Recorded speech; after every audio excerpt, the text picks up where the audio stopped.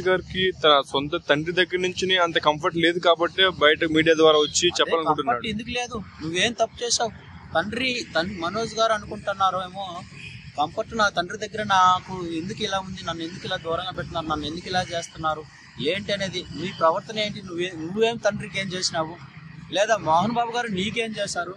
మీ ఇద్దరు మనస్పర్ధలు మనకైతే తెలియవు కదండి.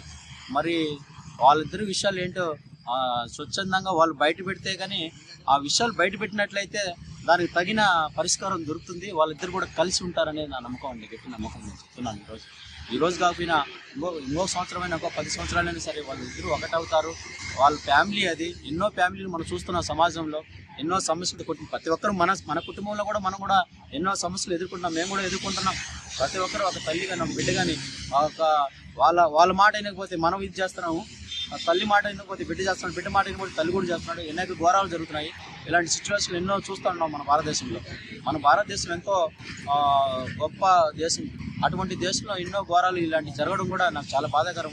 ఒక మంచి వ్యక్తి మోహన్ బాబు గారు కానీ ఈయన మనోజ్ గారు కూడా మంచి వ్యక్తి. ఎన్నో మనోజ్ గారు కూడా ఎన్నో దేశభక్తి సినిమాలు చేశారు, మంచి మంచి సినిమాలు కూడా చేశారు. కానీ వీళ్ళు ఎందుకు ఈ విధంగా చేస్తున్నారు నాకైతే అర్థం కాలేదు. ఇద్దరు కూడా మంచి వ్యక్తులే. అంటే ఆయన మోహన్ బాబు గారు బ్లడ్డే కదా, మనోజ్ గారు కూడా ఎవరో కాదు కదా. నాకు తెలిసి మరి ఎందుకు ఇలా చేస్తున్నారు, ఇలాంటి ఇది చేయడం నాకైతే నచ్చడం లేదు. వీళ్ళు దయచేసి కొంచెం అర్థం చేసుకొని మీరు, నేను ఎవరికి ఏమీ అగైనెస్ట్ కాదు, ఎవరికి ఒక ప్రేమపూర్వకంగా చెప్తున్నాను. మీ ఫ్యామిలీ మొత్తం అందరూ ఒక అన్న చెల్లెలు కానీ తమ్ముళ్ళు కానీ అమ్మ కానీ నాన్న కానీ మోహన్ బాబు గారు కానీ అందరూ కూడా కలిసిమెలిసి మీరు బాగా ఉండాలని నేను మనస్ఫూర్తిగా కోరుకుంటున్నాను.